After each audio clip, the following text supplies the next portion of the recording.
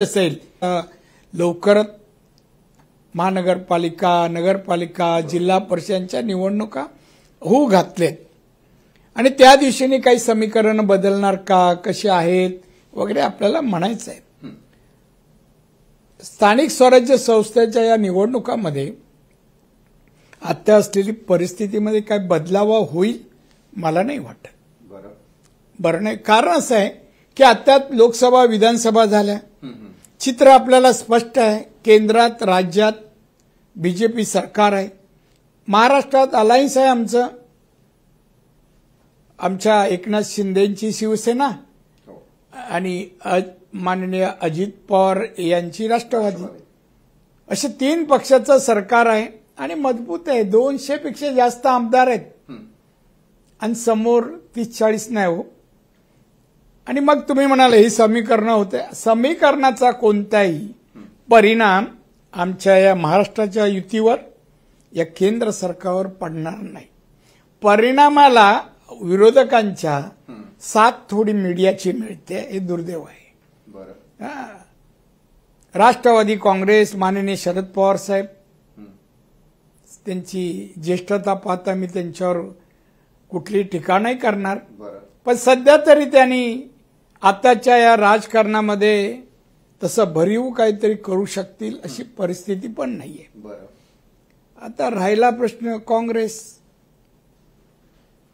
राहुल गांधी पळतायत, कुठे पळतात दिशाहीन आहेत ते, त्यांना दिशा कळत नाही कुठे जावं.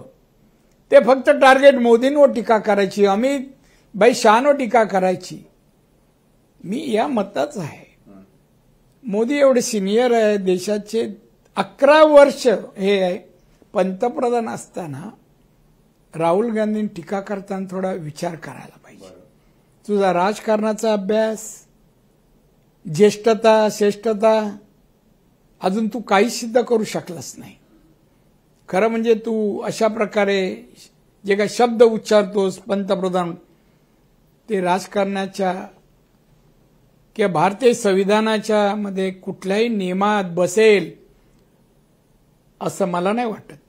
त्यामुळे राहुल गांधींनी एक तर ह्या राजकारणाचा अभ्यास करावा, देशातील जनतेच्या गरजांचा अभ्यास करावा.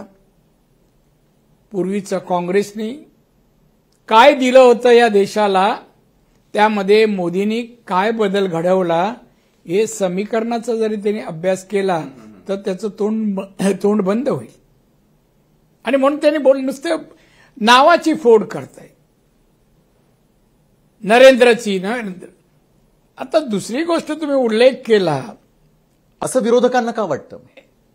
नाही, विरोधकांच्या वतीने काय, तुम्ही नॉर्मल माणसाला वाटतं का, जनरल नागरिकाला वाटतं का?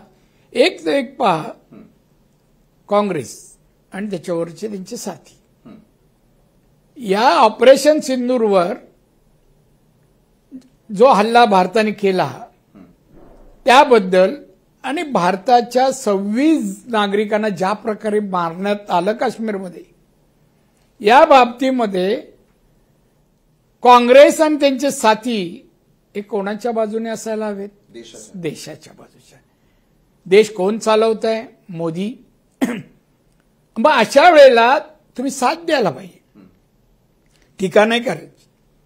जी घटना घडली, तुम्ही एवढे सिनियर जर म्हणत असाल तर ऑपरेशन सिंदूरची माहिती घ्या ना. काय झालं, बरं खरंच अटॅक झाला का, गोळीबार झाला काय, माणसं मेली काय, घ्या. आणि मग 9 अटॅक जर भारताने केले तर भारताचे अटॅक या बदल्याच्या भावनेतून करण्यात आलेला अटॅक आहे का, मुद्दामून केलेलं नाहीये. 26 नागरिकांना निरपराध, तू हिंदू आहेस का विचारून गोळ्या घातल्या हो त्यांच्या पत्नीच्या समोर. ही चीड प्रत्येक भारतीयाला यायला पाहिजे, ती राहुलला पण यायला पाहिजे, काँग्रेस जणांना यायला पाहिजे. आमच्या लोकांना हिंदू म्हणून गोळ्या घातल्या. चीड नाही, उलटी चेष्टा करतो, टीका करतो मोदींवर. खरं लढाईचं आणि बदल्याचं राहुल गांधीचं काही सोयरसुतक नाही हो या माणसाला. 10-15 दिवस इथे